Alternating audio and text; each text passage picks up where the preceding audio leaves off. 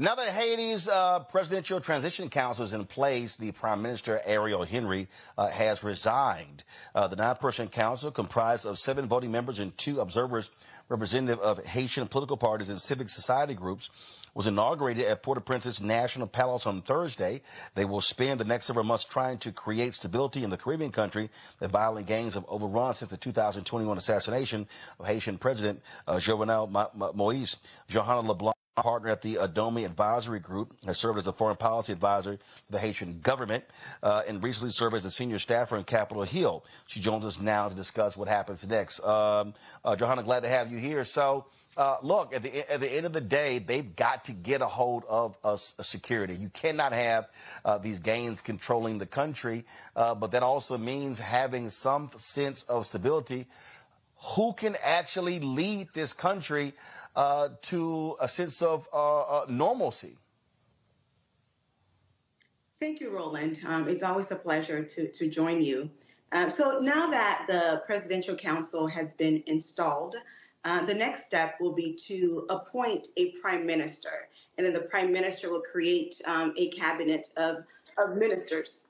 And the whole purpose is to, one, ensure the smooth transition of the Kenyan-led mission into the country, to help address the insecurity crisis in the country, and two, to also organize free, fair, transparent, and inclusive elections in the country that is scheduled to happen in November of 2025.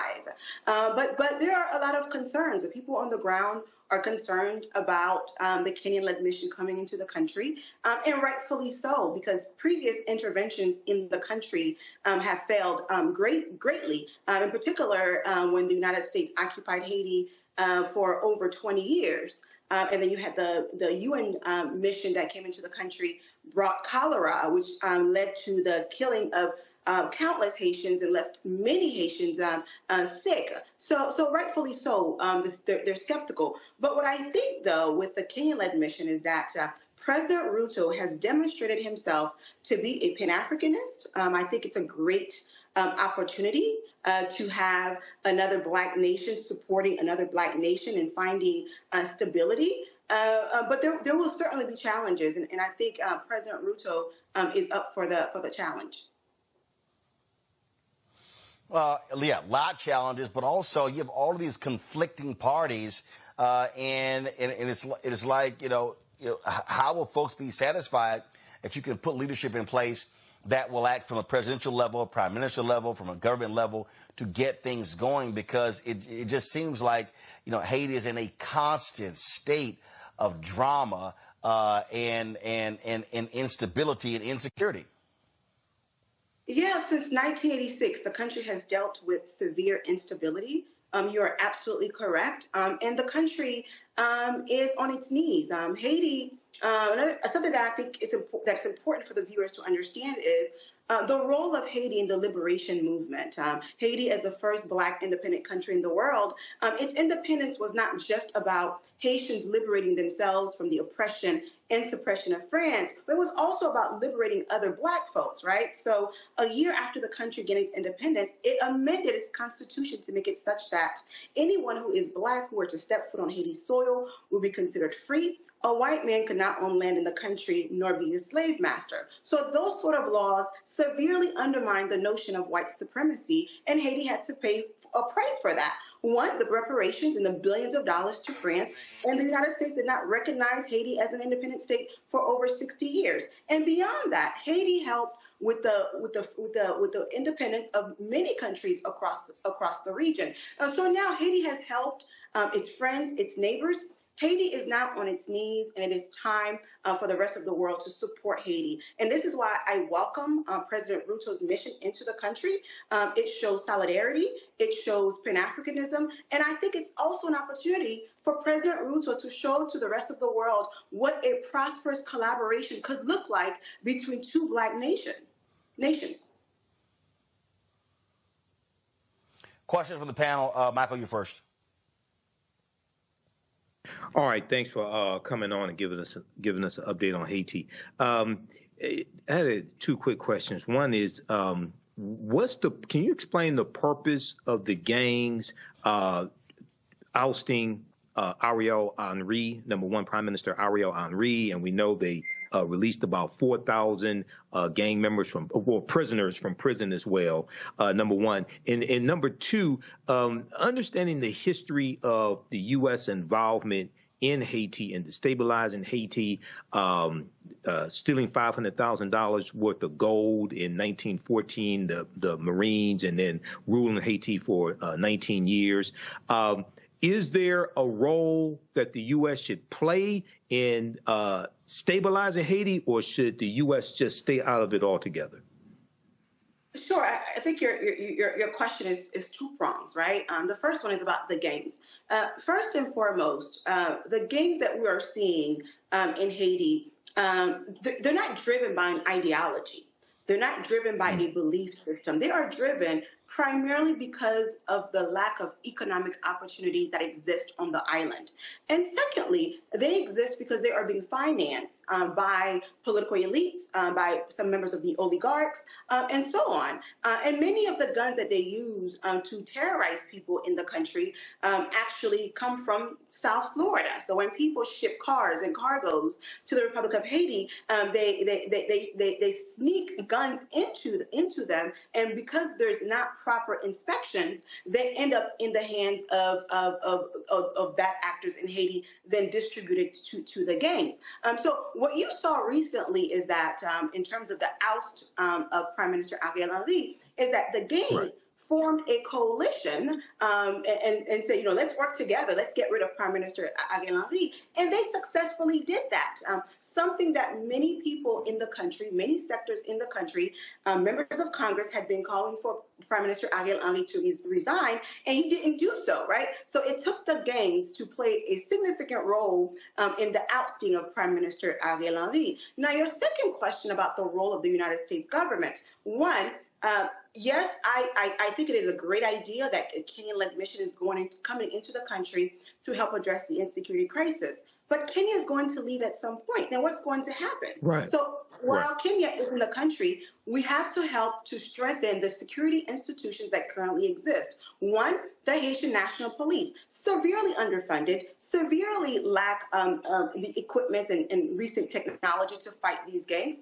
They need to be further strengthened. Two, the United States has invoked the Leahy Act, which makes it unlawful for the use of U.S. funding for the purpose of the Haitian military. No state should be without a military. That's just unacceptable. And the military is to fight external threats as well as internal threats. So right now, as we speak in Haiti, as we speak today, although Haiti has a military, it does not receive any sort of support from the United States government. So I think the U.S. should support the Haitian state and strengthen its security infrastructure so that when Kenya leaves, Haiti can fight and fend for itself. All right, thank you. Matt? I'm really glad Michael asked that question, because that was going to be the genesis of my question about the United States and our responsibility, if we have one, in being involved in stability. And I guess kind of the nexus of that question, or the corollary to that question, is this: is there a potential for Haiti to have an international law claim to say essentially the United States has passed legislation preventing support of the Haitian military, but we go around the world as the world police and give money to other institutions and states all the time, right? I mean, we're funding a lot in Ukraine. So is there any basis for an international law claim against the United States or other nations for expressly disallowing support to the Haitian military? Well, first and foremost, the Haitian military was initially disbanded in 1986 due to gross human rights violations. And as you know, the United States Congress does not fund militaries that commit human rights violations, which some of us will say completely hypocritical, because there are other nations that we know that have committed gross human rights violations and remain to and continue to receive funding from the United States. But what happened is that in 2017, the Haitian army was recreated with new entities, with new parties, with new individuals that have not been accused of any sort of human rights violation. So the question is, why isn't it that the United States is not lifting the Leahy Act so that the use of U.S. funding could be used for the purpose of strengthening the Haitian National Police? But beyond the security infrastructure in Haiti that needs to be strengthened, we need to look at the economic conditions of the country.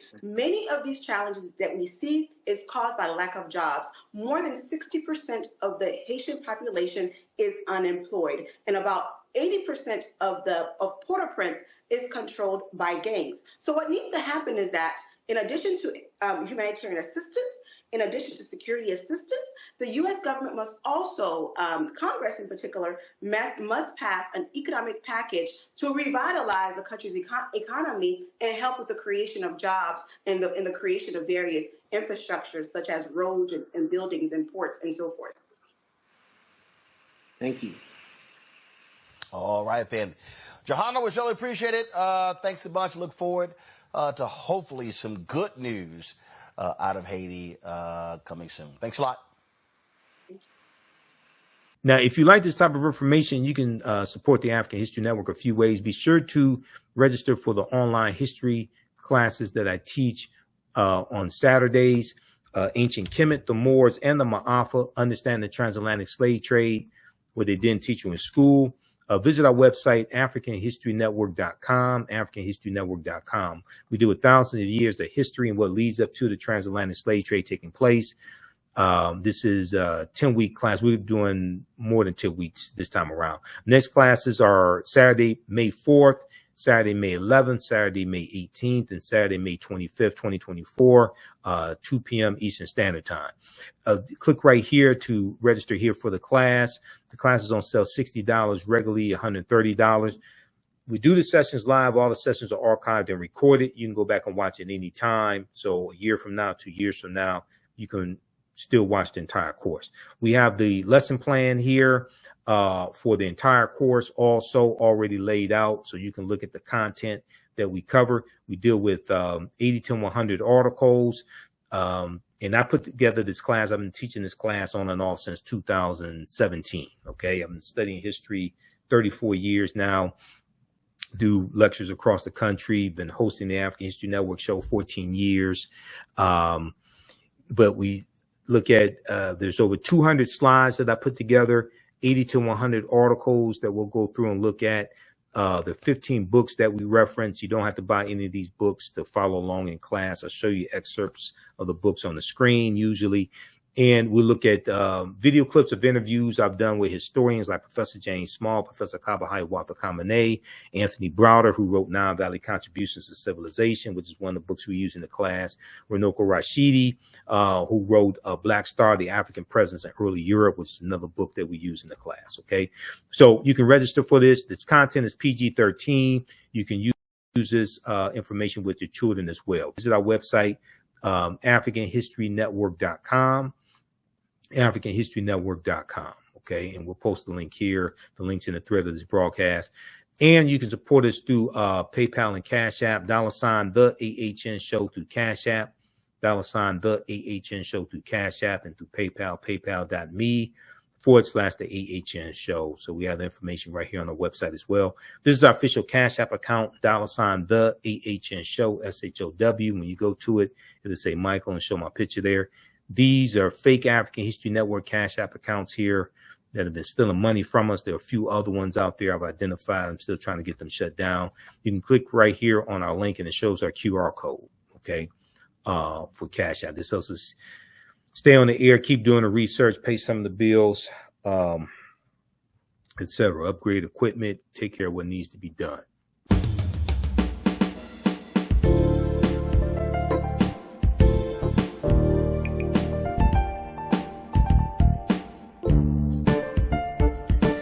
All right, how's everybody doing today?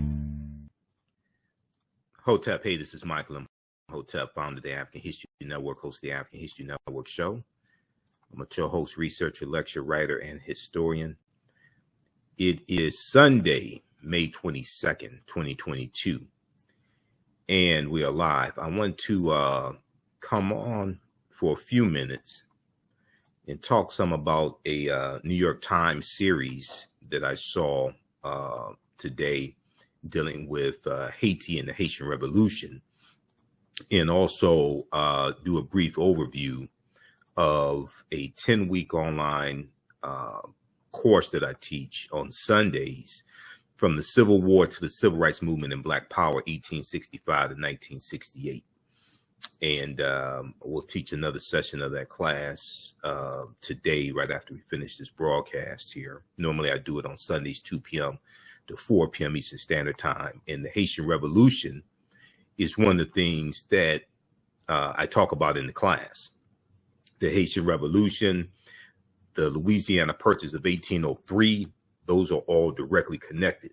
The U.S. Civil War, Civil Rights Movement, Black Power Movement, we deal with all that. But the Haitian Revolution and the Louisiana Purchase, where the U.S. gets 828,000 square miles of land from France for $15 million because France is trying to raise money because they're going almost bankrupt fighting against the Haitians in the Haitian Revolution. All this is connected. So I want to look at, first, I'm going to show you some of the slides in the online class that I teach, but I want to look briefly here at one of the huge articles that the New York Times has that came out May 20th, 2022, okay? Demanding reparations and ending up in exile. Demanding reparations and ending up in exile. This deals with Jean-Bertrand Aristide, who was president of Haiti in 2003. But this also ties to the fact that France forced Haiti, with the threat of another war, to pay reparations to France. Okay, France demanded 150 million francs, which in Haiti ended up paying $560 million in today's dollars to France in reparations for the Haitian Revolution. But if we look at this quickly here, this is some fantastic reporting done by the New York Times. Constant Mayotte, Catherine Porter, Salim Gebrekadan, and Matt Apuzzo. But Jean-Bertrand Aristide, who in 2003 was the president of Haiti, and he was the first democratically elected president of Haiti. He said this was during he was on stage. This was during an event that was taking place. And he said Haiti deserves reparations from France, basically. He said reparation boomed Jean-Bertrand Aristide, Haiti's firebrand president, to the cheers of the farmers and workers and students in the crowd. Okay, reparation, Haiti's firebrand president, to the cheers of the farmers, workers, and students in the crowd. The French ambassador, sitting on stage, hid his alarm behind an awkward smile. He knew Jean-Bertrand Aristide well enough. He knew Jean-Bertrand Aristide well enough to expect barbs at Haiti's former French colonizers and slave masters. But on April 7th, 2003, the president suddenly started calling for reparations. President Jean-Bertrand Aristide suddenly started calling for reparations. A bombshell that became a hallmark of his presidency, and diplomats now concede part of his undoing. Diplomats now concede that was part of his downfall and undoing, and why he was taken out of power by France and the U.S. government. Now, the French ambassador said we had to try to diffuse it. We had to try to diffuse it. Yves Goudal said of Jean-Bertrand Aristide's call for reparations, calling it an explosive. Okay, here's a drawing of Jean-Bertrand Aristide and Yves Goudal. So with his remarks, President Jean-Bertrand Aristide tried to excavate a history that remains all but buried in France. Long after the Haitians threw off their shackles in the Haitian Revolution in 1791 to 1803, Haitians declared their independence January 1st, 1804. Long after the Haitians threw off their shackles, beat Napoleon's forces, Napoleon Bonaparte, beat Napoleon's forces and won their independence 2 centuries ago, France came back with warships and an unheard of demand. France came back with warships and an unheard of demand that Haitians pay astounding amounts of money to their former slave masters or face war again. France forced Haiti to pay France reparations for the Haitian Revolution and the damage that Haiti did to France. Well, you were the ones enslaving the Haitians. You were the ones enslaving these Africans. Here's a picture of former President Jean-Bertrand Aristide. So Haiti became the first and only nation to pay reparations to its former masters and their descendants for generations. According to, let me back up here. Okay. According to a New York Times analysis of thousands of pages of archival documents, Haiti shipped the equivalent of hundreds of millions of dollars to France.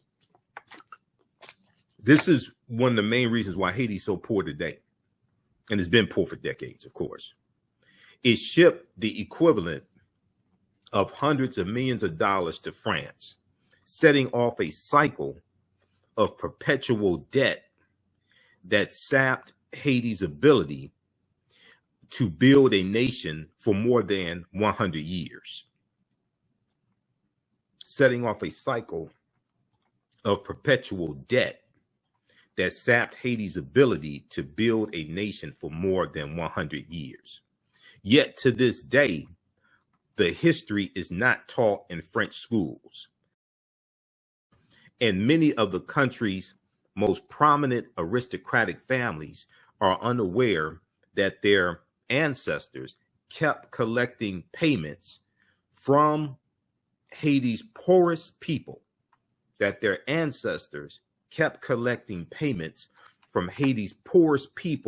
long after the end of slavery. Now, President Jean-Bertrand Aristide, Haiti's first democratically elected president after decades of dictatorship, wanted France to do far more than acknowledge its past. He wanted restitution. President Jean-Bertrand Aristide said, "What beautiful schools, universities, and hospitals we will be able to build for our children," he told the crowd. How much food we will have in abundance. Now, the consequences were immediate and lasting. In interviews that the New York Times did, a dozen French and Haitian political figures recounted how worried France worked quickly and doggedly to stifle President Jean-Bertrand Aristide's call for reparations before siding with his opponents and collaborating with the United States to remove him from power. Okay? Before siding with his opponents and collaborating with the United States to remove him from power. They also have 6 takeaways, the reparations Haitians paid to former slave holders. We'll look at that briefly in just a minute. And I'm going to give you an overview of our class because we deal with Haiti and the Louisiana Purchase, the Haitian Revolution and the Louisiana Purchase in the 10-week online course that I teach, from the Civil War to the Civil Rights Movement and Black Power, 1865 to 1968. Because we open with that. That's how we start the class, because all this history is connected. Okay, I'm going to post a link here for the course. You can register for it because I'm gonna teach another session of the course as soon as we finish this broadcast. Normally we do it on Sundays, 2 p.m. Eastern Standard Time, but I'm running behind today, so you'll be able to join us in class today. And we do the sessions live. All the sessions are archived and recorded. You can go back and watch it anytime. It's a 10-week online class that I teach at our online school. Okay, now, France and the United States have long said that President Jean-Bertrand Aristide's call for restitution had nothing to do with his ouster, that he had taken an autocratic turn, lost control of the country, and was spirited into exile to prevent Haiti, already heaving with turmoil, from careening into chaos. But France's ambassador to Haiti at the time, Thierry Burkhardt, conceded in an interview that France and the United States had effectively orchestrated a coup against President Jean-Bertrand Aristide. Okay, France's ambassador to Haiti at the time, Thierry Burkhardt, conceded in an interview that France and the United States had effectively orchestrated a coup against President Jean-Bertrand Aristide, and that his abrupt removal was, quote, probably a bit about his call for reparations from France too. Probably a bit about his call for reparations from France too.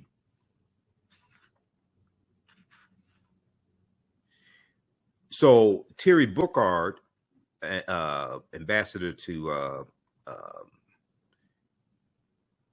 France ambassador to Haiti at the time, Thierry Burkhardt said it made our job easier to dismiss the reparations claims without Mr. Aristide in office. It made our job easier to dismiss the reparations claims without Jean-Bertrand Aristide in office.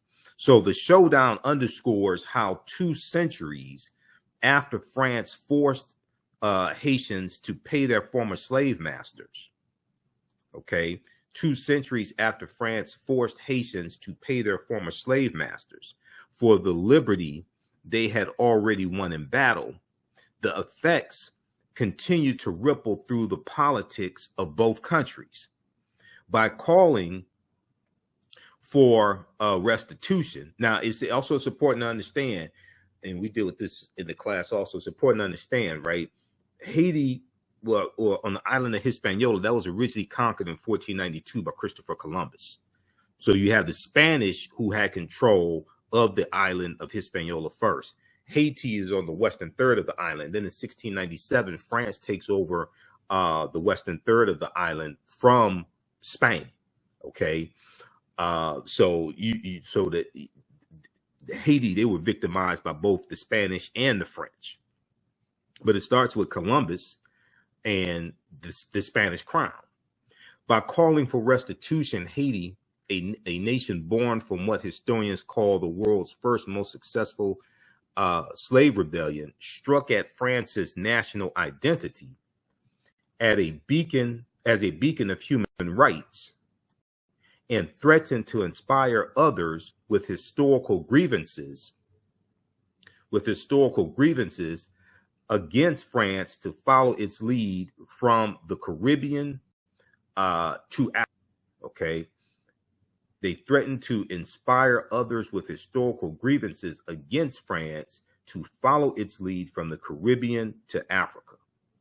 Now, this is a illustration depicting the Haitians fighting against the French in 1791, the Haitian Revolution. Now, Goodall said we were very disdainful of Haiti. We were very disdainful of Haiti. What I think we will never forgive Haiti for deep down is that it is the country that beat us. Okay. It's the country that defeated the French. He's saying what I think we will never forgive Haiti for deep down is that it is the country that beat us. Well, that's because you were enslaving them. And you were exploiting their labor and treating them inhumanely, and they fought back. It's not like they went to your country and did that to you. No, you took over from the Spanish, okay, and you kept bringing in African slaves, and you're treating them inhumanely and exploiting their labor and creating untold wealth for France, and they fought back. I mean, the U.S. was born out of revolution, the American Revolution, 1775 to 1783, against King George III and Great Britain. Even after John Bertrand Aristide's removal in 2004, the calls for restitution have continued to reverberate, leading to a stunning concession more than a decade later by Francois Hollande, France's president, who referred to the money Haiti was forced to hand over as, quote, the ransom of independence, the ransom of independence. Since then, scholars have increasingly explored the history of Haiti's payments. Just this past December 2021, at a conference on the grounds of the French Finance Ministry, one of the most prominent French historians on relations between the two countries, Jean-Francois Brère, called the payments a form of, quote unquote, meta slavery, a form of meta slavery that prevented Haiti from breaking free of France long after independence. He said all French people are affected by the nation's past in Haiti. Okay, said Jean-Marc Ayrault, a former French prime minister. Yet he said French students don't learn about it and few officials discuss it. He said all French people are affected by the nation's past in Haiti. He said French students don't learn about it and few officials discuss it. He said it's never taught, it's never explained. And this is largely why France has the wealth that it has today. Okay, so read the rest of this here. Okay, so long, and they have 3 like huge articles from the New York Times on this. Demanding reparations and ending up in exile. Okay, the New York Times, May 20th, 2022. This is dealing with the history of Haiti.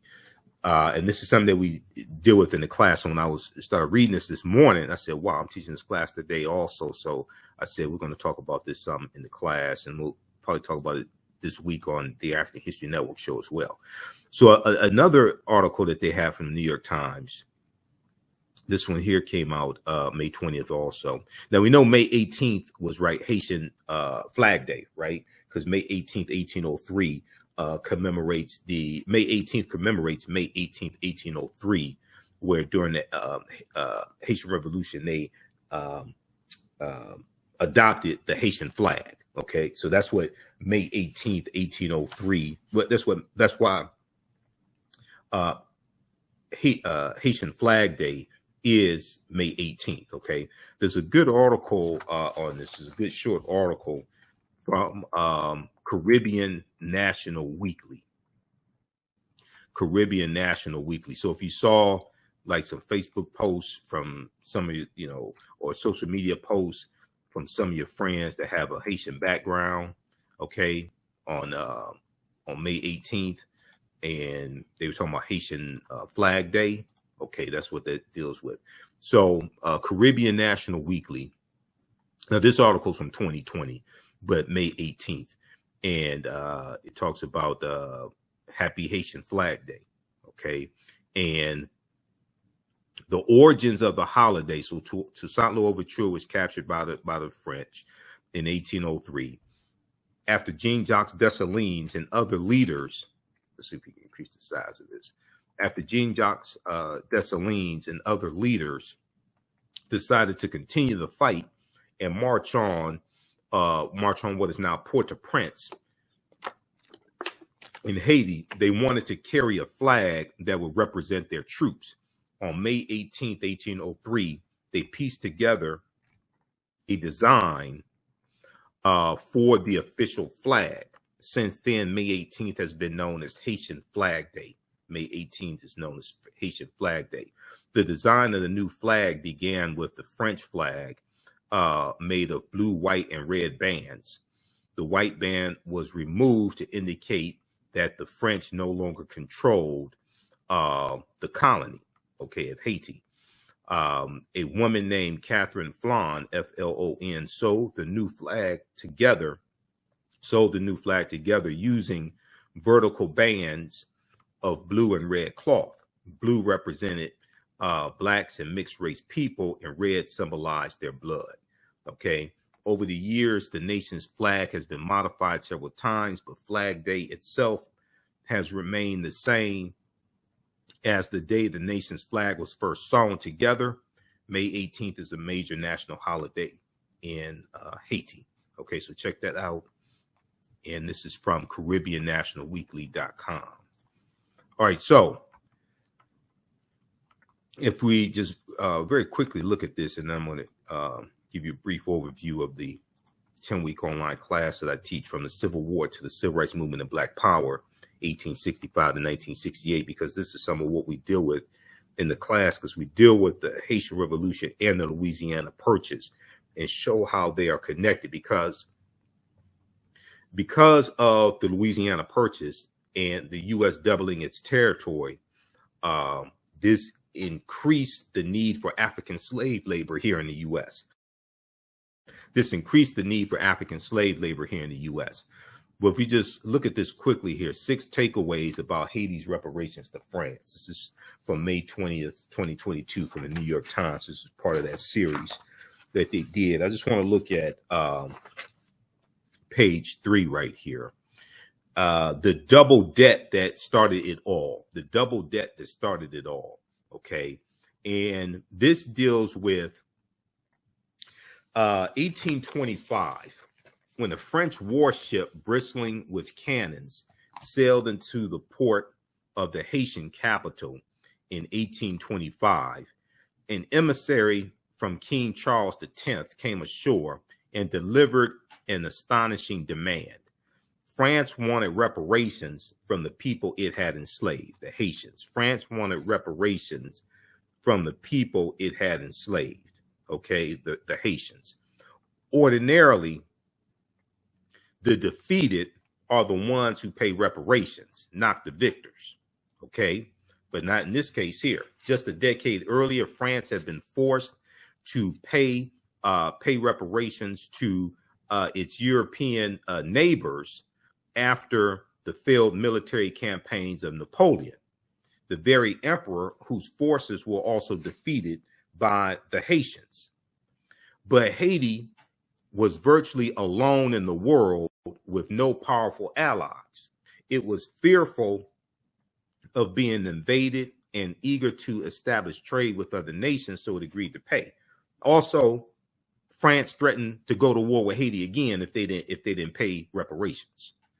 Now, the demand was for 150 million French francs to be turned over in 5 annual payments, far more than Haiti could pay. So France pushed Haiti to take a loan from a group of French banks to start paying. That Sisyphean weight came to be known as the double debt. The double debt. Haiti had to pay France, and then Haiti had to pay back the loan to a group of French banks. Now, the true cost to Haiti then and today, the New York Times tracked each payment Haiti made over the course of 64 years. In all, the payments added up to about $560 million in today's dollars. But the loss to Haiti cannot just be measured by adding up how much was paid to France and to outside lenders over the years. Okay, the loss to Haiti cannot just be measured by adding up how much was paid to France and to outside lenders over the years. Every franc ship or ship from France, French ship, every franc ship, I'm sorry, back up. They're talking about their monetary system. They're talking about their currency, francs. Okay, every franc shipped across the Atlantic took to an overseas bank vault was a franc not circulating among Haiti's farmers, laborers, and merchants. Every franc shipped, the French currency, across the Atlantic to an overseas bank, a European bank, a French bank, was a franc not circulating among Haiti's farmers, laborers, and merchants, or not being invested in bridges, schools, or factories. The sort of expenditures that help nations become nations, that enable them to prosper. Now, after reviewing thousands of pages of archival documents, some centuries old, and consulting with 15 of the world's leading economists, this is New York Times talking, the New York Times correspondents calculated, their correspondents for the New York Times calculated that the payments to France cost Haiti from $21 billion to $115 billion in lost economic growth over time. Okay. After consulting with 15 of the world's leading economists, their correspondents, New York Times correspondents, calculated that the payments to France that Haiti was forced to make cost Haiti from $21 billion to $115 billion in lost economic growth over time. That is as much as 8 times the size of Haiti's entire economy in 2020. Neocolonialism through debt is how Thomas Piketty, I think that's how you Piketty, one of the economists we spoke with, put it. This drain has totally disrupted the process of state building, he said. Neocolonialism through debt. And that was only the beginning. The double debt helped push Haiti into a cycle of debts that hobbled the country for more than 100 years. And that was only the beginning. The double debt helped push Haiti into a cycle of debts that hobbled the country for more than 100 years. Okay, so you can read the rest of this because they talk about the French banks, and this right here, the French bank that struck gold, right? The French government sapped Haiti with its demand for reparations. Okay, but in later years, the French approached Haiti with a different tactic: the outstretched hand of a business partner. After half a century of crushing payments tied to the double debt, Haitians celebrated the news that at last the country would have its own national bank. Okay, would have its own national bank. But the sort of institution that in Europe had financed railroads and factories. Okay, however, the National Bank of Haiti was Haitian in name only. It was of Credit Industriel et Commercial, which was a Paris based bank commonly known as CIC, and its investors. It was actually a Paris-based bank commonly known as CIC and its investors. They controlled Haiti's national bank from Paris and took a commission on nearly every transaction the Haitian government made.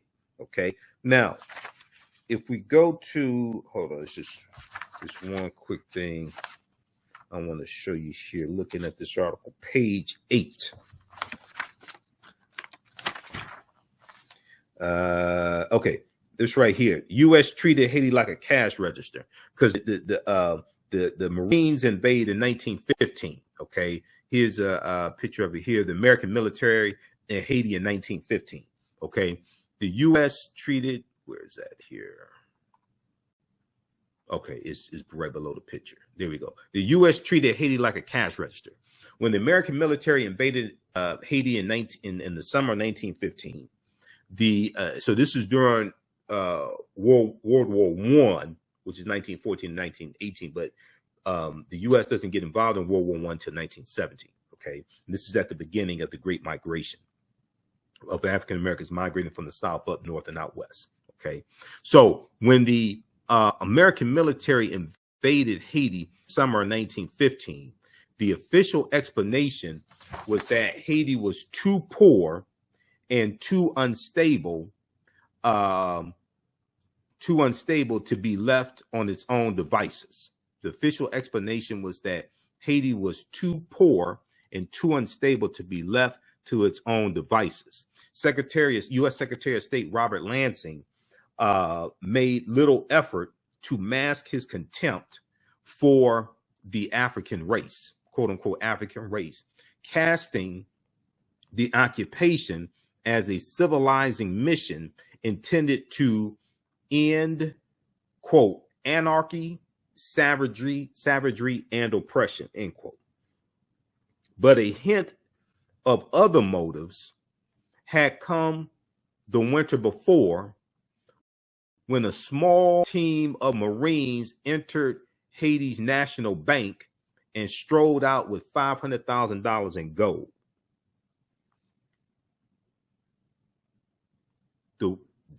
A hint of other motives had come the winter before, when a small team of Marines, U.S. Marines, entered Haiti's national bank and walked out with $500,000 in gold from Haiti's national bank.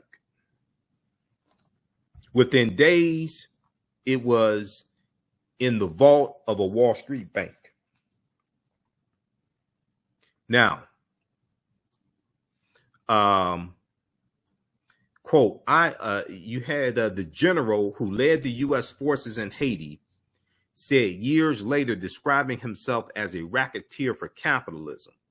He said, I helped make Haiti and Cuba a decent place for the national city bank boys. I helped make Haiti and Cuba a decent place for the national city bank boys to collect revenues.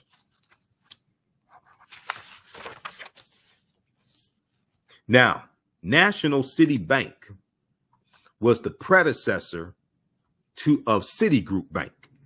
National City Bank was the predecessor of Citigroup Bank, and along with other powers on Wall Street, it pushed Washington to seize control of Haiti and its finances. Washington, D.C. It pushed Washington, D.C.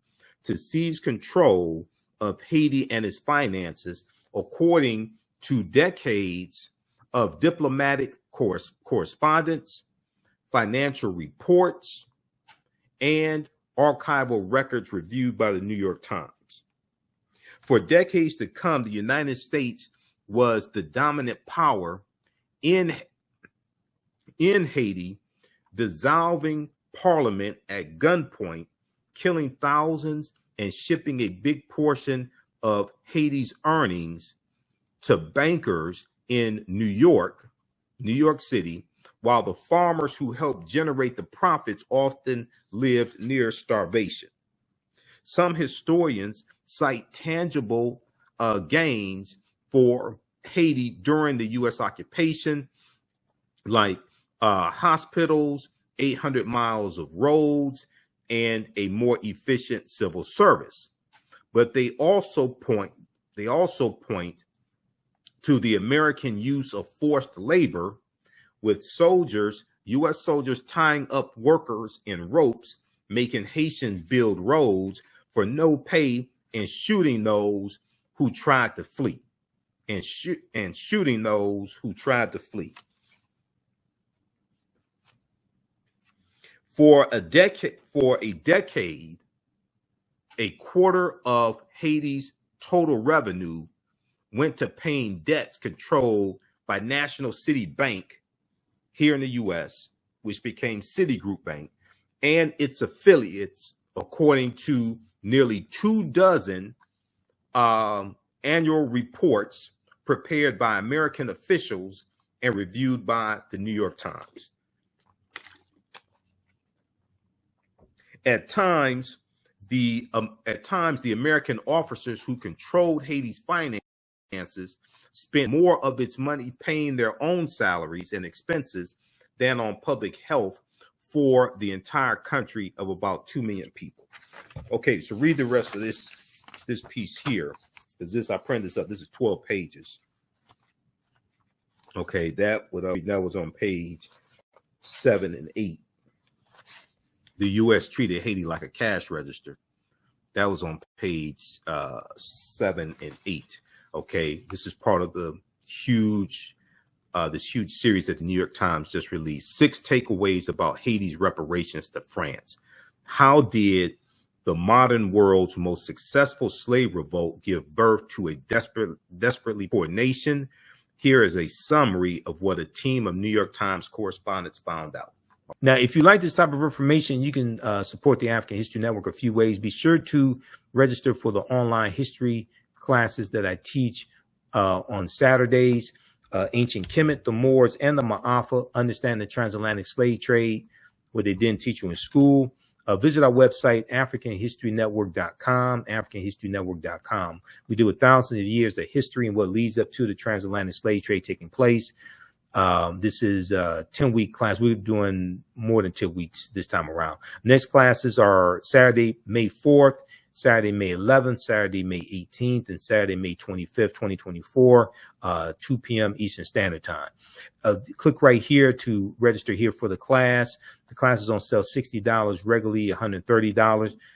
We do the sessions live. All the sessions are archived and recorded. You can go back and watch it any time. So a year from now, 2 years from now, you can still watch the entire course. We have the lesson plan here for the entire course also already laid out, so you can look at the content that we cover. We deal with 80 to 100 articles, and I put together this class. I've been teaching this class on and off since 2017. Okay, I've been studying history 34 years now. Do lectures across the country. Been hosting the African History Network show 14 years, but we look at there's over 200 slides that I put together, 80 to 100 articles that we'll go through and look at. The 15 books that we reference. You don't have to buy any of these books to follow along in class. I'll show you excerpts of the books on the screen usually. And we'll look at video clips of interviews I've done with historians like Professor James Small, Professor Kabahai Wapakamane, Anthony Browder, who wrote Nile Valley Contributions to Civilization, which is one of the books we use in the class, Runoko Rashidi, who wrote Black Star, The African Presence in Early Europe, which is another book that we use in the class, okay? So you can register for this. Its content is PG-13. You can use this information with your children as well. Visit our website, AfricanHistoryNetwork.com. AfricanHistoryNetwork.com. Okay. And we'll post the link here. The link's in the thread of this broadcast. And you can support us through PayPal and Cash App, $ the AHN show through Cash App, $ the AHN show through Cash App, and through PayPal, paypal.me/the AHN show. So we have the information right here on the website as well. This is our official Cash App account, $ the AHN show, SHOW. When you go to it, it'll say Michael and show my picture there. These are fake African History Network Cash App accounts here that have been stealing money from us. There are a few other ones out there I've identified. I'm still trying to get them shut down.